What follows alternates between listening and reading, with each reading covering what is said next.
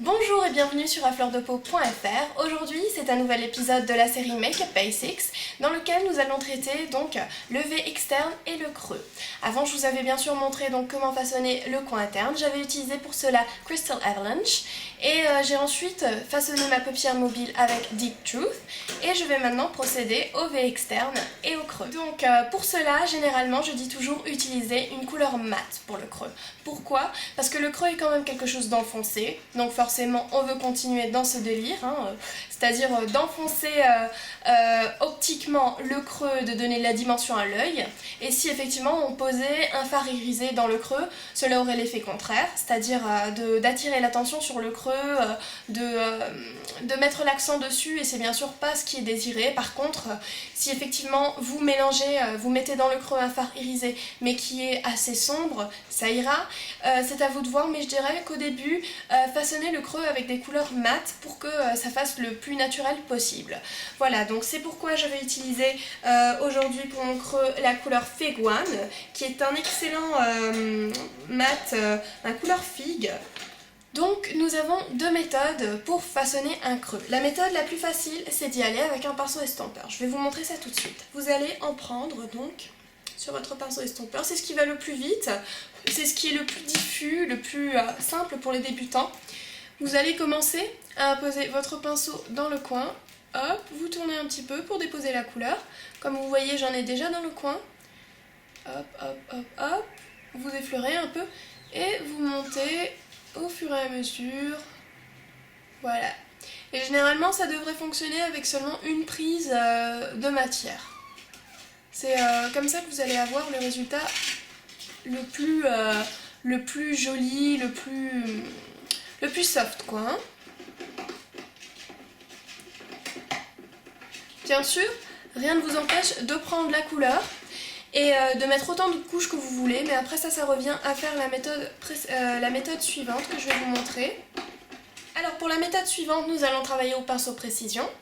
Nous allons prendre un bon petit tas de Fig One sur notre pinceau et nous allons tracer le fameux V externe. Donc normalement, vous n'avez pas fait comme moi c'est juste pour vous montrer. Normalement, vous ne devriez pas avoir déjà fait le travail au pinceau estompeur, ça ne sert à rien. Mais là, je vous montre à titre d'information. Donc, vous tracez la première branche du V, comme cela, vous la voyez, ça fait très Amy Winehouse, joli. Et la deuxième, hop, vous la voyez, donc là c'est quand même très défini, hop, je reprends de la matière. Moi perso, je trace donc dans ce cas le contour de l'œil. Je trace d'abord le contour de mon fameux V, je le fais rejoindre donc dans la hauteur en suivant à peu près la forme de mon cil. Donc je le fais rejoindre à peu près jusqu'aux 3/4 de l'œil interne, hop, voilà. Je regarde dans le miroir, est-ce que mon trait dépasse? Parce que bon, si ça dépasse pas, ça sert à rien de façonner un creux, parce qu'il faut le voir quand l'œil est quand même ouvert, du moins un tout petit peu. Et quand j'ai tracé mon contour, c'est comme à la maternelle, je trace mon contour et je colorie. Voilà. Je colorie tout ce qui se trouve au milieu, donc entre ma paupière et le trait que j'ai tracé auparavant. Voilà. Donc comme vous voyez, ça fait quand même quelque chose de très voyant. Je vais bien sûr descendre, faire le raccord, très important, faire son raccord. Ça fait absolument partie du V externe, voilà. Donc là, j'ai quelque chose de raccordé. Hop, mais quand même ça fait sortir, ça fait drap. Voilà. Donc ce qu'on va faire, c'est prendre un pinceau estompeur, celui-là qu'on avait avant, moi j'ai le 222, et on va estomper pour commencer déjà les bords. Donc là, vu qu'on a travaillé avec un pinceau précision et qu'on a mis énormément de couleurs, on peut y aller avec beaucoup de force. Donc on estompe, hop, hop, hop, hop.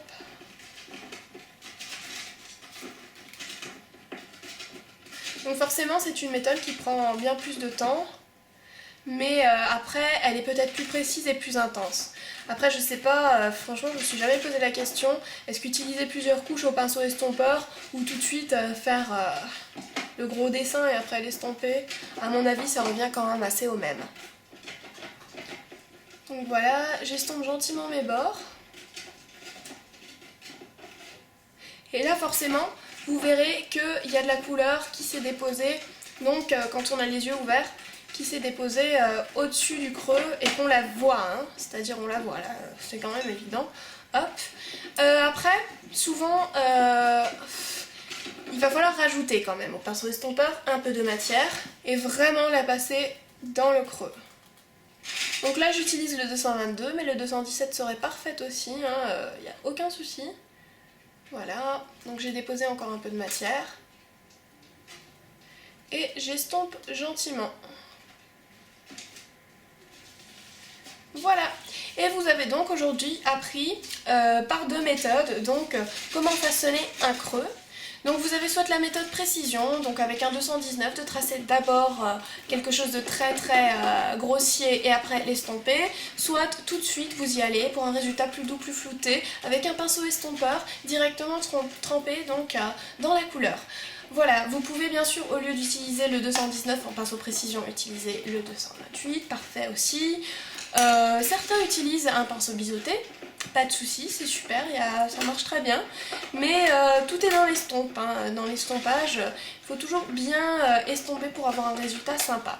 Après, niveau anatomique, c'est à vous de voir un peu quelle forme vous convient le mieux. Généralement, moi je dis dépasser vers l'extérieur pour allonger l'œil et vers le haut, donc pour avoir ce sentiment de profondeur et donner vraiment une belle forme à l'œil.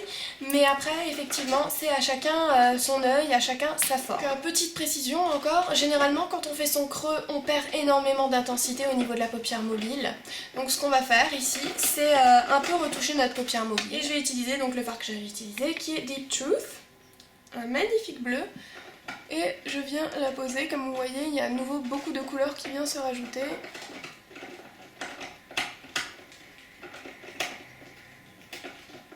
Voilà. Un foutu cheveux.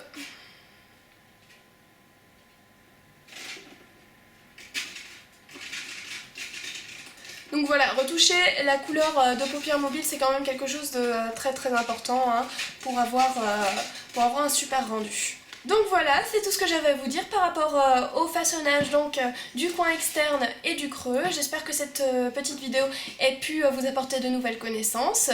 Ne loupez surtout pas la prochaine vidéo qui va traiter donc de la touche lumière et de l'estompage, parce que comme vous voyez ici, ça risque de faire beaucoup. Donc dans la prochaine vidéo, je vais vous montrer comment vraiment parfaire un dégradé vers le sourcil. Et voilà, donc j'espère que vous serez là pour la prochaine vidéo des Makeup Basics sur afleurdepeau.fr.